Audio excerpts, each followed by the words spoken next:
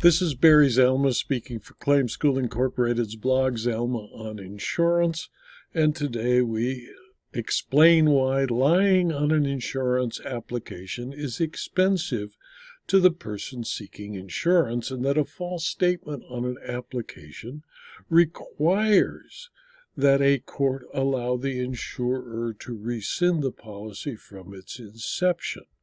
Plaintiff Kimberli Orr obtained no-fault automobile insurance from USA Underwriters and was involved in an automobile collision.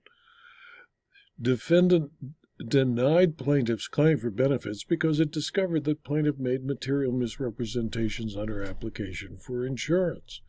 The defendant argued that it was entitled to rescind and void plaintiff's insurance policy, and the trial court agreed and granted the defendant's summary disposition. Ms. Orr appealed in a case called Kimberli Orr versus U.S. Underwriters, a April 25, 2024 decision of the Court of Appeals of Michigan, which resolved the dispute. In plaintiff's application for no-fault insurance from defendant, plaintiff misrepresented that all drivers who might operate her vehicle, including residents of her household, were listed on the application and that her driver's license had been suspended or revoked any time in the 3-year period before signing the application. Plaintiff made a claim for insurance benefits for the damages she sustained in the collision 1 day after the policy came into effect. During the defendant's investigation, plaintiff's claim, defendant discovered that plaintiff's grandmother lived with her, but she was not listed on the insurance application, and thus defendant refused to pay plaintiff any benefits, voided plaintiff's policy, and sent her a check for the premiums she had paid.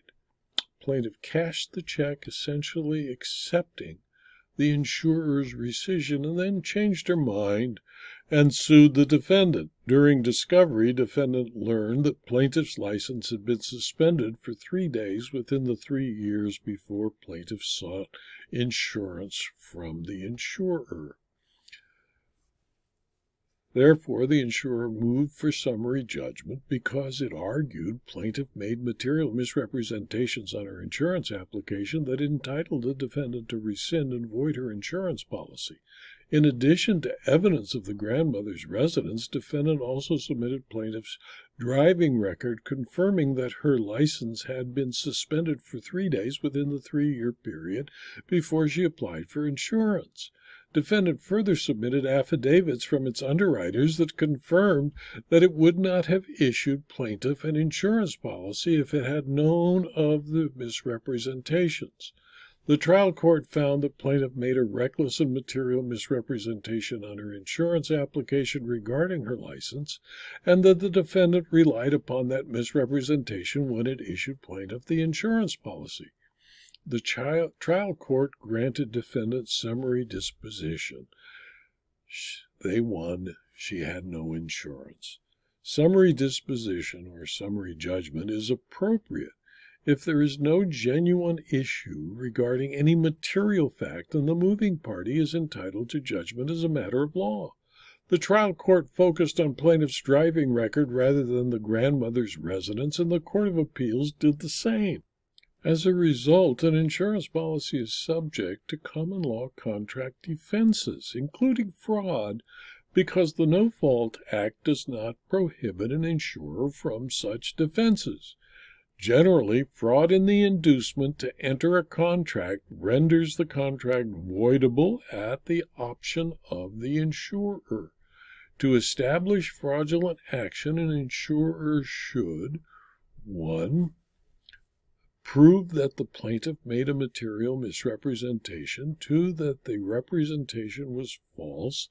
3. That when plaintiff made it, she knew it was false or made it recklessly without any knowledge of its truth and as a positive assertion. 4. That she made it with the intention that it should be acted on by the defendant. 5. That the defendant acted in reliance upon it. And 6. That the defendant thereby suffered injury. A misrepresentation is material when an insurer would not have issued a policy if the misrepresentation had been known to the insurer. Plaintiff argued that her misrepresentation with regard to her driving record was not made knowingly or recklessly because she did not receive notice of the license suspension. Plaintiff's argument is misplaced, however, because the law requires her to know her driving status, that is, whether or not she is a licensed driver, because only a licensed driver may drive, and because she proactively cured the suspension. Rescission is justified without regard to the intentional nature of the misrepresentation, as long as it is relied upon by the insurer.